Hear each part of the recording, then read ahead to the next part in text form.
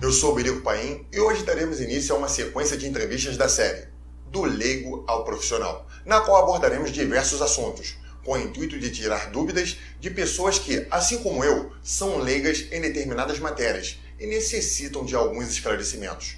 Hoje, vou conversar com a psicóloga Angélica Fernandes, profissional competente que fala com muita clareza sobre as questões psicológicas em relação à Covid. Acho que vai ser uma entrevista incrível e esclarecedora. Senhora Angélica, tudo bem? Tudo bom, Belico. Para mim também é um prazer participar dessa série de entrevista sobre esse assunto de extrema importância para a população que nos assiste. Ah, que maravilha. Dona Angélica, eu fiz uma pesquisa de campo em relação a vários dos momentos que nós estamos vivendo e eu consegui selecionar algumas perguntas aqui para que a senhora possa estar nos ajudando nesse momento tão difícil o qual nós estamos vivendo, né? Inclusive eu estou aqui com uma bateria de perguntas, não sei se a senhora conseguirá responder todas, eu tenho certeza que irá conseguir. Vamos começar com a primeira.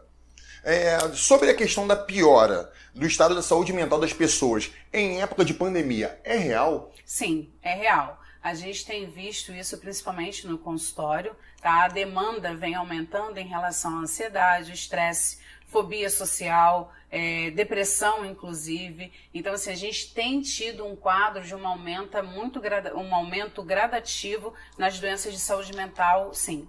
E como que as pessoas hoje, no atual momento no qual nós estamos vivendo, pode conseguir, pelo menos, tentar esquecer por algum momento essa situação? Esquecer num contexto é um pouco complicado, né? Acho que o ideal agora seria mesmo buscar ajuda, tá? Tanto profissional quanto, na verdade, profissional. Quando eu digo profissional, o que eu quero dizer? O psicólogo em si, tá? Na necessidade do psicólogo perceber a possibilidade de um atendimento psiquiátrico, encaminharia também essa pessoa, esse indivíduo ao psiquiatra, mas a atividade física ajuda, tá? Porque às vezes as pessoas elas estão com um problema muito mais de se locomover por conta do tempo que ficaram em isolamento social e diante de algo que ainda é uma novidade para todo mundo, né? A gente não tem conhecimento concreto sobre o que nós estamos vivendo. Então as pessoas elas temem o que podem acontecer. Então sair de casa hoje já é um processo prejudicial. Então quando eu falo em sair eu tenho medo. Então nesse enquadramento eu tenho processos de fobia social, uma ansiedade na verdade que é geradora de grande parte desses processos. A gente tem que deixar claro aqui que a ansiedade ela não é um problema, ela é um problema quando ela sai da medida correta. Porque a ansiedade ela nos impulsiona a trabalhar, a estudar, a viver. Só que quando ela começa a nos parar, quando ela começa a causar demandas e que são muitas vezes fisiológicas e as pessoas não têm entendimento, aí a gente precisa se preocupar. Em que situação a gente tem que se preocupar? Porque parece ser um processo, inclusive, concomitante ao Covid, tá? Falta de ar, dor no peito, a ansiedade traz esses sintomas e as pessoas normalmente vão à emergência buscar por socorro. E aí quando chegam lá descobrem que é só ansiedade, tá? E isso é muito interessante a gente ter como pauta. Por quê? Porque tanto o psicólogo quanto um profissional da área de saúde, um médico, tá? Psiquiatra, um clínico, pode ajudar muito nesse momento. Bacana. A senhora falou da questão de procurar ajudas profissionais. Antes de partirmos para a segunda pergunta, eu vou dar uma enfatizada no que a senhora falou. Hoje, vamos supor, a gente está vendo aí que muitas pessoas perderam o emprego em meio à pandemia, muitas pessoas estão dentro de casa sem até mesmo ter o que comer, né? Vamos supor, a senhora falou, procurar um profissional. Como se procura um profissional sem ter condições financeiras de pagar por esse profissional? E até mesmo a questão da academia de se exercitar. O que as pessoas podem fazer nesse exato momento onde não tem o financeiro, mas precisa se cuidar? De acordo com o que você traz, a parte financeira ela é muito complexa, tá? Porque isso vai mexer com outras questões, vai mexer com a estrutura familiar, né? Principalmente quando você tem filhos, quando você tem crianças, então isso realmente vai mexer com a estrutura familiar. Então a gente não tem muito o que fazer, tá? Quando se retrata da questão financeira. A gente precisa de um processo governamental que vá ajudar essas pessoas a ter esse recurso para que elas possam realmente, primeiramente, ter aquela, a parte básica que é a alimentação, tá? Se a gente for tratar da segunda parte da sua pergunta, que fala sobre o isolamento e como as pessoas ficariam mais confortáveis diante desse processo, a atividade física em si, hoje a gente tem as redes sociais que podem nos trazer isso dentro de casa mesmo. Você pode colocar isso no YouTube, você pode baixar um programa e você pode se exercitar. Então você não teria esse processo de ociosidade. Agora, concomitar a falta de verba, né, a parte econômica com essa questão já fica um pouco mais conflituoso, porque no momento que falta o alimento, aí vai faltar consciência até para que você possa realmente pensar na possibilidade de uma atividade física ou de qualquer outra atividade extra que possa te agregar valores. Nesse contexto você vai ter muito mais processo de saúde mental desenvolvido, né? Muito mais adoecimento de saúde mental, estresse, angústia, depressão, e aí a gente fala novamente dos processos de adoecimento. Maravilha. É um momento muito ruim o qual nós estamos vivendo, né? Tá, vamos partir para a segunda aqui, que são perguntas que eu, como eu falei, busquei na internet de pessoas que eu perguntei, né? Iria fazer essa bateria ia fazer essa entrevista e uma bateria de perguntas à senhora, né? E a segunda que chegou aqui de uma pessoa a qual, né, eu não sei o nome nesse exato momento, quais os danos psicológicos do confinamento para a população? Então, os danos psicológicos, eles são muitos. Hoje a gente está vendo, a gente consegue observar até através das redes sociais que as pessoas elas estão ficando mais estressadas, né? Um pouco mais angustiadas. O convívio social, ele precisaria ser remanejado do momento que as pessoas estão acostumadas a sair de casa, a executar o seu processo laboral, voltar para casa. Então, todos da família costumam ter atividades. As crianças vão para a escola, os pais vão trabalhar. Em alguns lares, as mães são domésticas, mas esse pai vai trabalhar. Um membro da família sai. Nós estamos vivendo ainda em confinamento. Estamos agora começando a ter essa estratégia de voltar ao processo laboral, mas muitas pessoas ainda estão trabalhando de casa, né? Nesse contexto, a gente tem problemas. Problemas por quê? As escolas estão fechadas, agora estão começando a reabrir. Então, as crianças estão em casa. Toda essa rotina que não era uma rotina do dia a dia, ela passa a ser rotina do dia a dia. O que seria a lógica? A família sentar e reorganizar uma estratégia de convivência, tá? Para que eles pudessem ter sucesso nesse momento. O que ocorre na realidade é que a gente só vem morar junto, trabalhar no mesmo espaço e ficar com as crianças. Então o que ocorre? As crianças não estão indo para a escola. Elas querem a atenção dos pais. Os pais precisam trabalhar. As mães trabalham, cuidam da casa, cuidam das crianças. Muitos pais também, concomitante à mãe, também fazem o serviço doméstico. Só que acaba fazendo com que haja um movimento muito mais intenso de estresse. Por quê? Porque eu acumulo serviço, eu acumulo trabalho e eu não estou focada no meu processo laborativo. Eu estou focada no meu trabalho, onde eu recebo o meu salário e demanda a minha alimentação e a minha rotina, e eu tenho que focar em casa. Não tem como dissociar uma coisa da outra, não tem como dissociar. E hoje o que a gente vê com isso? A gente tem visto uma demanda crescente onde as crianças estão sendo agredidas, onde mulheres estão sendo agredidas, e a gente tem visto agora pelas redes sociais feminicídios acontecendo numa recorrência muito maior do que antes desse processo de isolamento social, de pandemia. Já existia,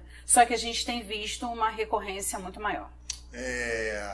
Eu procurei, né, na internet, conforme eu estou falando aqui, a questão da hashtag que bombou, né? É o que a senhora acabou de falar. A questão do novo normal, né? Hashtag novo normal.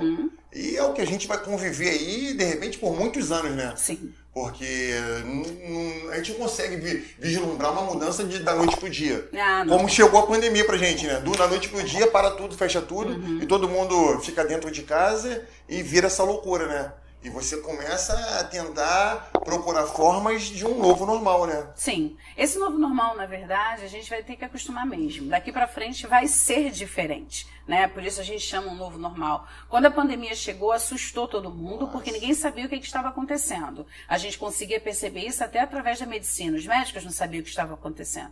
Hoje a gente sabe o que está acontecendo. Hoje a gente já caminhou bastante para entender em parte, mas ainda há muitas discussões em relação ao que está acontecendo. Então a gente continua leigo em relação ao que está acontecendo. Quando a gente faz esse bate-papo, Bilica, é muito bom, por quê? Porque por mais que a gente tente trazer uma verdade daquilo que nós estamos vivendo, dentro de um conceito daquilo que nós estamos experienciando, ainda tem muita coisa a se aprender, a se viver. Nós, por exemplo, não sabemos se daqui para frente nós vamos parar de usar máscaras.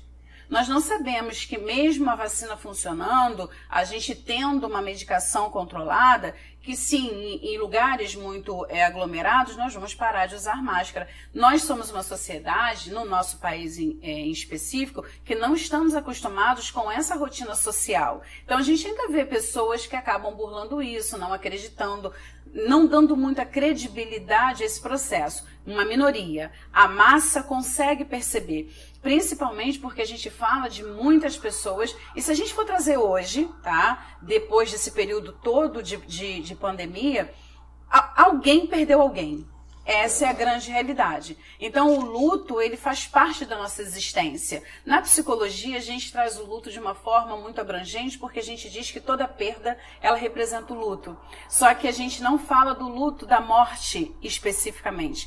Na pandemia, não. Nós estamos experienciando o luto de uma forma muito trágica. Pessoas de várias idades, com comorbidade, hoje em dia ou não, estão morrendo, né? Algumas conseguem sobreviver, outras não. Então, as famílias estão enlutadas. Isso já é um problema, porque isso já traz para a gente um processo de adoecimento. Porque o luto, dependendo de como ele é construído, ele causa um trauma muito grande para o ser humano. Eu costumo dizer, né, que essa doença conseguiu igualar classes sociais, né? Porque ficou ruim para o rico, ficou ruim para o pobre, ficou ruim para o mediano, e você acaba tendo tipo assim, eu me cobro e eu tenho que cobrar alguém também para ele se cuidar, para eu me cuidar. Porque ele se cuidando, eu fico também, eu me cuido, e assim a gente consegue preservar vidas, né? Sim. Porque só quem sente na pele mesmo é quem teve, em meio a essa pandemia, a perda de um ente querido, né? Sim. E a sensação da própria doença, porque quando a pessoa adquire, ela acha que vai morrer, né? Então ela tem aquela probabilidade já da morte. Aí quando ela fica boa, ela começa a apresentar sintomas. Existem, claro, a gente sabe que existem casos que pessoas ficam com sequelas, dependendo do tempo que ela fica entubada, para o tempo de extubação, ela acaba ficando com sequelas. Só que existem pessoas que teve o processo de Covid, tratou em casa, conseguiu se recuperar e mesmo assim ela começa a apresentar sintomas do processo de adoecimento. É o que a gente chama da própria ansiedade mesmo, que acaba atrelando, né? É complicado. Mas eu creio que a gente vai sair dessa. Eu tenho certeza que a vacina está vindo, a cura, se Deus quiser, vai acontecer e a gente vai dar continuidade, até mesmo nesse novo normal, né? Sim. Concluindo o que você trouxe em relação às classes se igualarem, em relação ao processo de adoecimento, sim. tá? Mas em relação ao conceito de economia, não.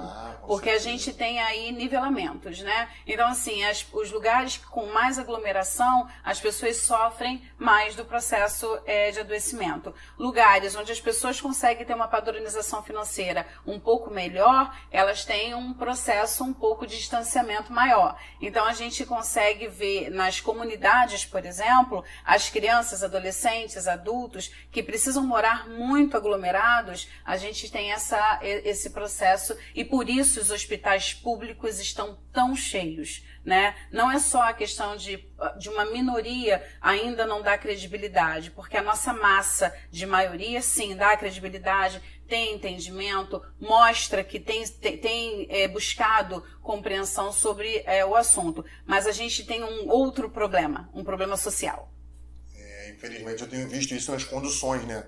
Nos grandes coletivos, onde as pessoas, mesmo algumas ficaram dentro de casa, porque até mesmo o patrão colocou em home office, né? Sim. E tem pessoas que tiveram que dar continuidade. Sim. E teve que pegar coletivo e assim, pegam o coletivo, mas não tem, em grande maioria, o coletivo que vá deixar essas pessoas num nível de afastamento saudável, né? Então, tá tudo muito lotado. Trem lotado, ônibus lotado, justamente no horário de pandemia, no horário de pico, né? Então, assim, não tem como você não encostar. E, assim, espirrou, tossiu, são gotículas mínimas que você vai acabar atingindo o próximo. Nossa, muito interessante. E a gente tem que se preocupar com as pessoas que têm o sintoma, mas a gente tem que se preocupar com as pessoas assintomáticas. Elas têm o vírus, mas não têm o sintoma. Então, a gente não tem como saber de onde vai surgir.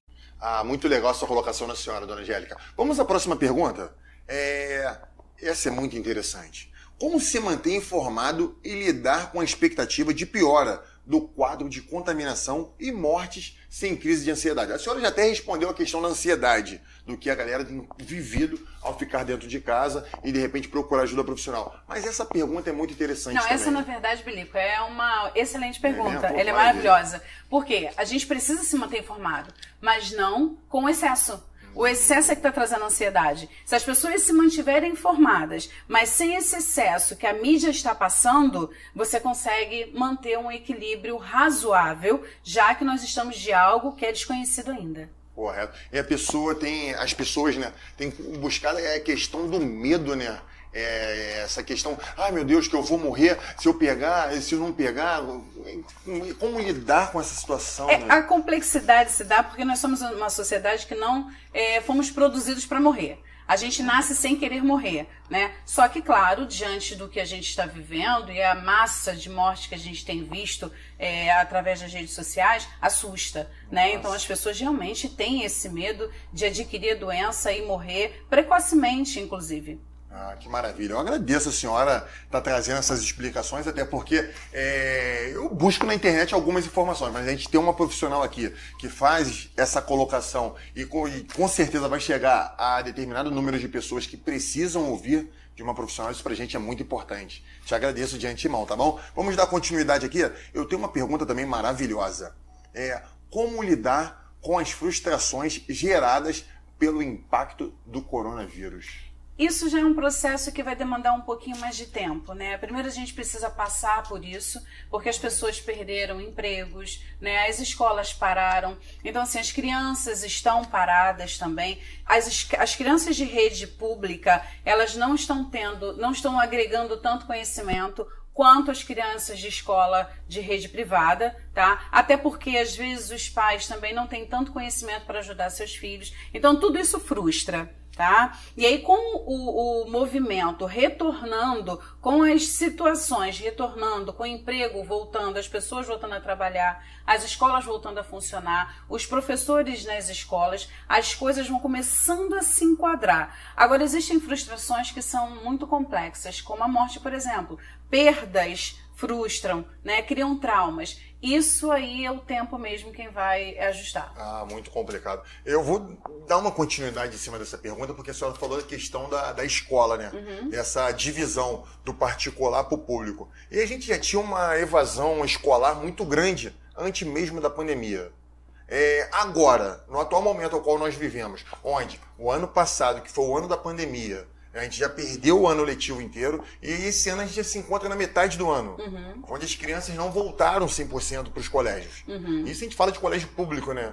Porque o particular ainda conseguiu trazer a educação escolar ainda para os alunos. Mas o público ficou muito aquém.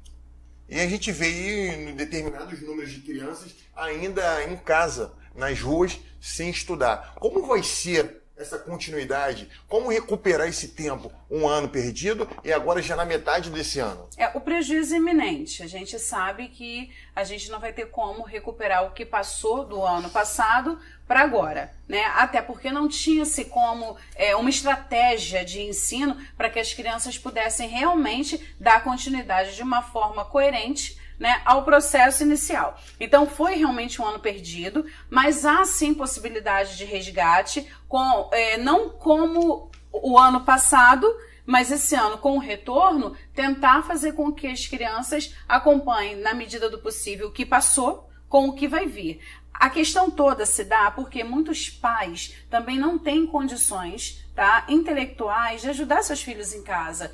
Os professores até tentaram dar aula online, os professores de escola pública, mas nem todas as crianças puderam ter em casa um instrumento que pudesse assistir essas aulas. Então a evasão seria natural. Os pais precisando trabalhar, muitas crianças em casa, as mães não conseguindo dar conta. Óbvio que se elas não conseguem ensinar os seus filhos, elas não vão exigir que eles fiquem ali para aprender. E a evasão é natural. Nesse momento faltou um apoio fortemente do governo, né? Sim. Mas isso aí já é outra história. Sim. É complicado. Vamos para uma novamente a gente fala de classe social. Classe social. Quem sofre mais, a gente já sabe. É verdade. Vamos dar continuidade, né? Infelizmente.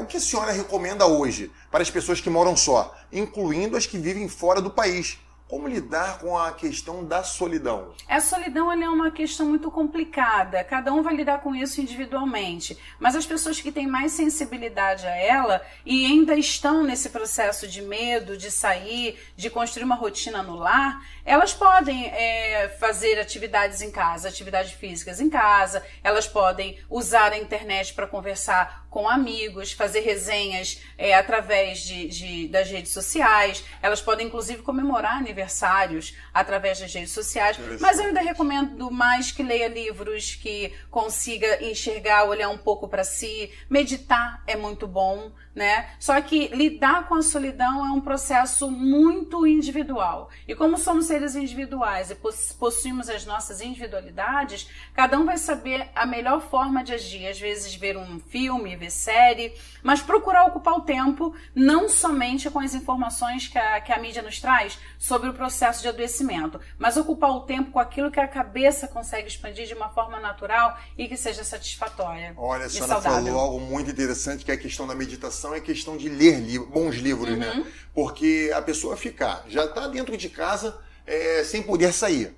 Alguns municípios dentro do nosso país têm proibido mesmo as pessoas de saírem. E tu ficar 12, 14 horas ouvindo a informação de pessoas que morreram e não sei o que a doença está avançando, que não tem hospitais, deve ser algo muito ruim. A gente já falou em outras perguntas sobre isso, né? Sim. Então é muito complicado, né? Mas, Bilico, posso te falar uma coisa também? Independente da gente hoje já estar podendo começar a trabalhar, sair um pouquinho, ainda existem pessoas em sociedades, em estados, onde a população já começa a sair de casa, que não estão conseguindo sair justamente por conta de processos de adoecimento de saúde mental, né? Que seria a fobia social, o medo de ir fora de casa, com medo de adquirir a doença. Tem uma outra pergunta aqui que nos fala o seguinte: que tipo de impacto você poderia nos falar que tem sido gerado através do isolamento social e do trabalho home office, que é o que ganhou o boom, né, no último tempo,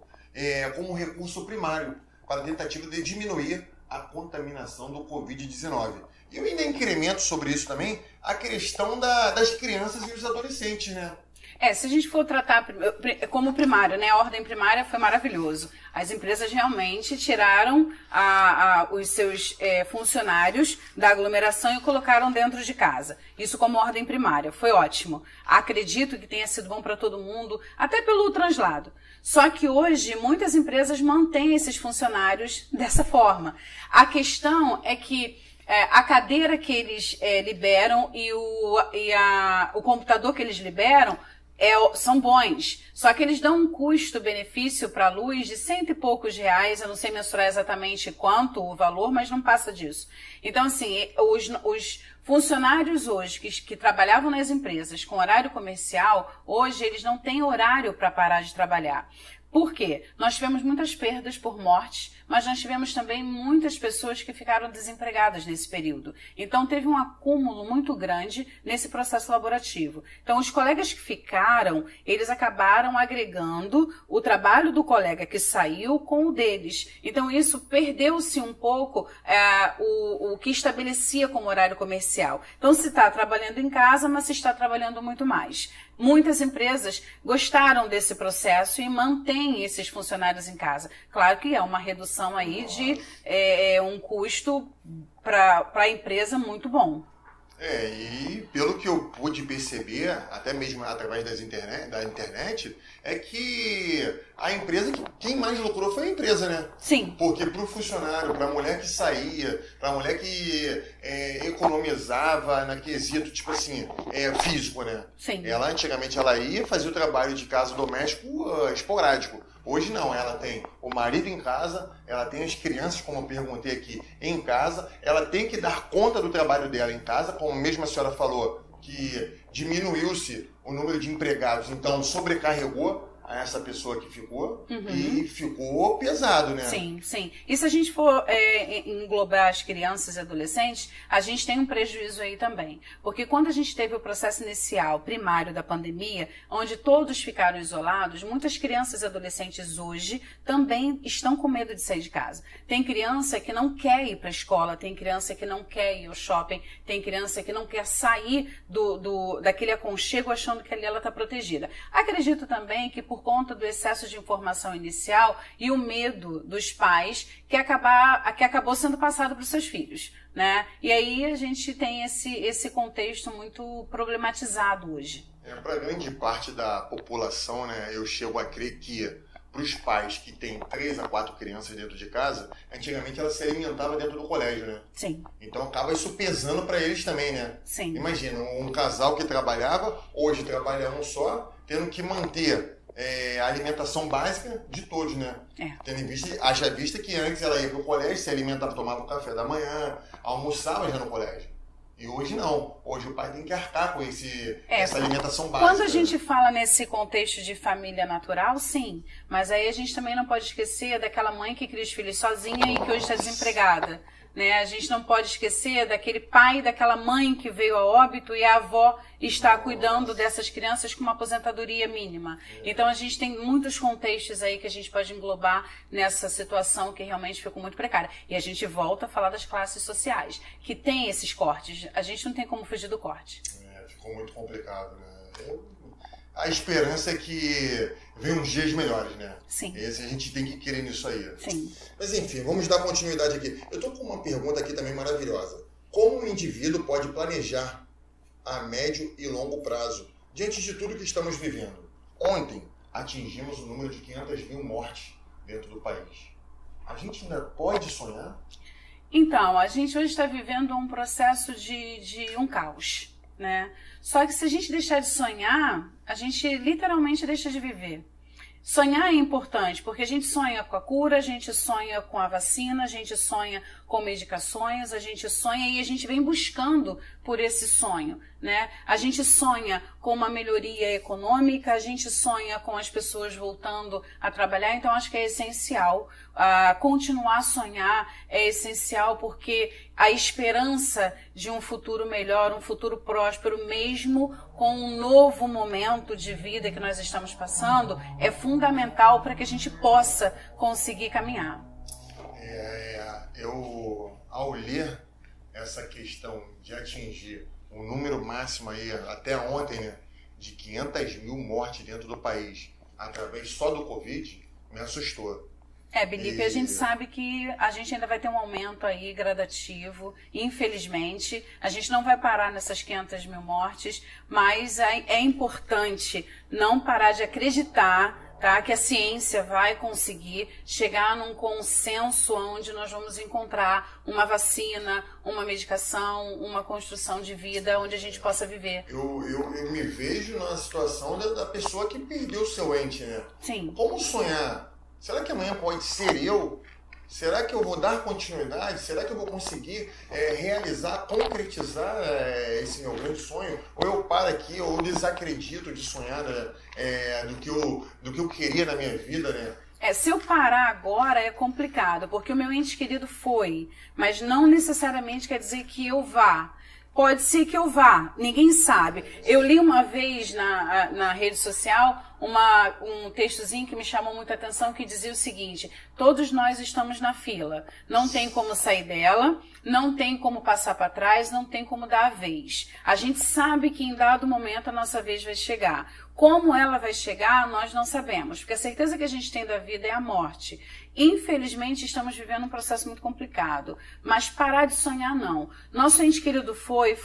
É uma dor latente? É. Um vizinho foi. Um ator que a gente gostava muito foi. Né? Uma pessoa global foi. Foi sim. É muito triste, mas eu ainda estou aqui, então eu preciso sonhar. E o tempo vai dissipando essa dor e ela vai deixando de ser uma dor intensa e passa a ser saudade. Claro que com uma demora um pouco maior, porque nós não esperávamos que pessoas fossem interrompidas tão cedo. Até porque nós tínhamos, geralmente, das pessoas que a gente perdeu aí, de repente eram pessoas saudáveis, né? Uhum. Que da noite para o dia você pega essa doença e com 7, 6, 3 dias a pessoa se vai. Sim.